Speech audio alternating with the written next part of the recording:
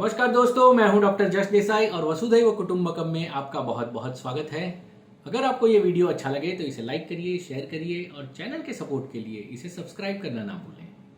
तो चलिए शुरुआत करते हैं आज के वीडियो की। दरअसल हमारे एक दर्शक मित्र ने मुझसे पूछा है कि पौराणिक कथाओं में अक्सर ये दिखाया जाता है कि कोई बालक या कोई व्यक्ति या कोई साधु ऋषि मुनि जंगलों में जाता है, तप करता है और भगवान प्रकट होते हैं। तो क्या ये साधारण जिंदगी में, साधारण इंसान की जिंदगी में क्या ये मुमकिन है?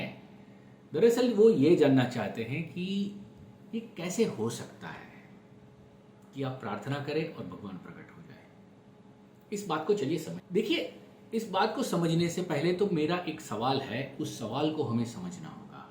अगर मैं किसी एक आम इंसान से मैं पूछूं कि परमात्मा पहले या प्रार्थना, तो एक साधारण इंसान यही कहेगा कि परमात्मा पहले फिर प्रार्थना।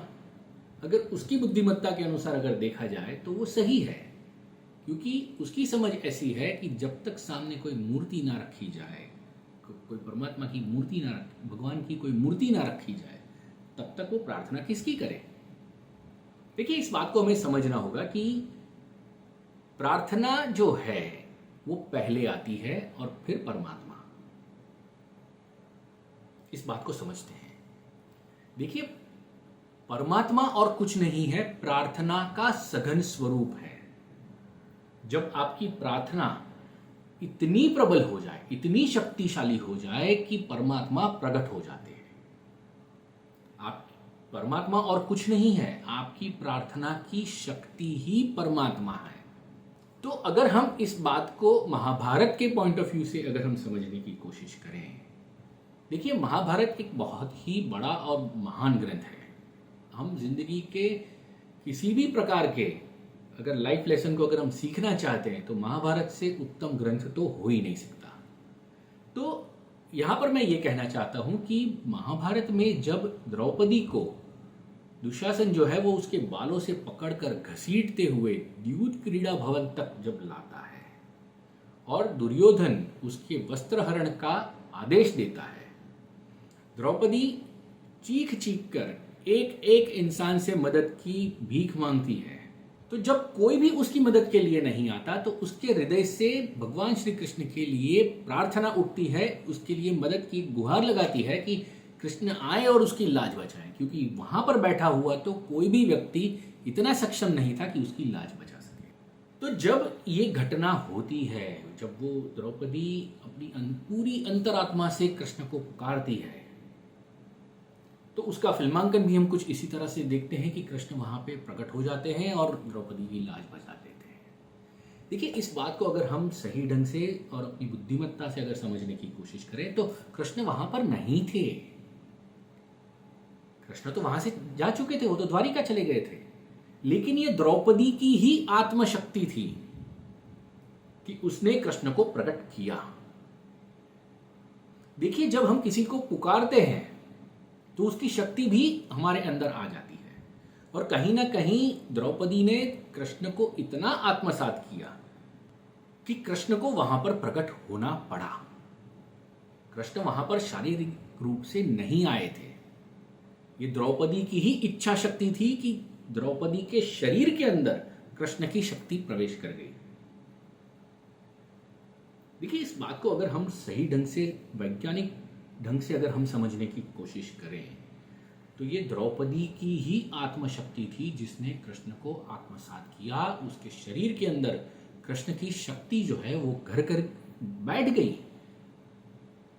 और जब कृष्ण की शक्ति अगर किसी के शरीर में प्रवेश कर जाए तो कोई दुशासन उसका चीरहरण नहीं कर सकता।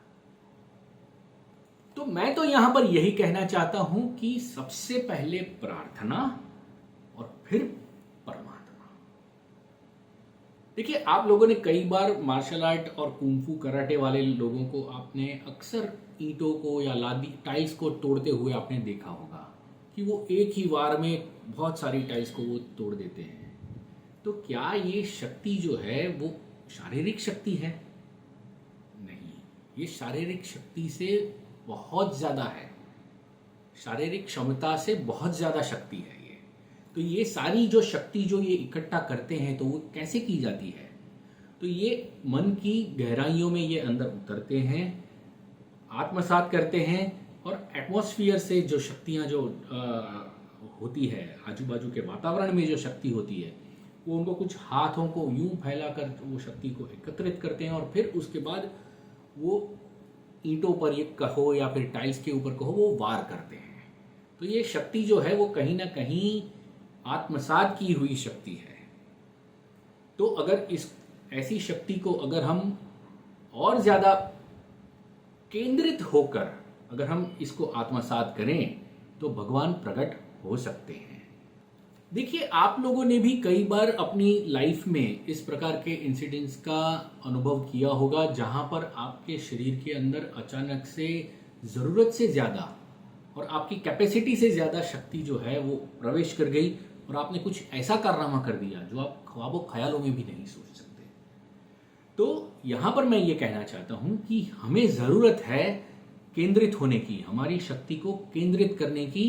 और जब हम अपनी शक्ति को केंद्रित करते हैं एक जगह पर तो परमात्मा जो है वो प्रकट हो सकते हैं और होते। वैसे आप इस मामले में क्या सोचते हैं नीचे कमेंट बॉक्स में ज़रूर लिखें।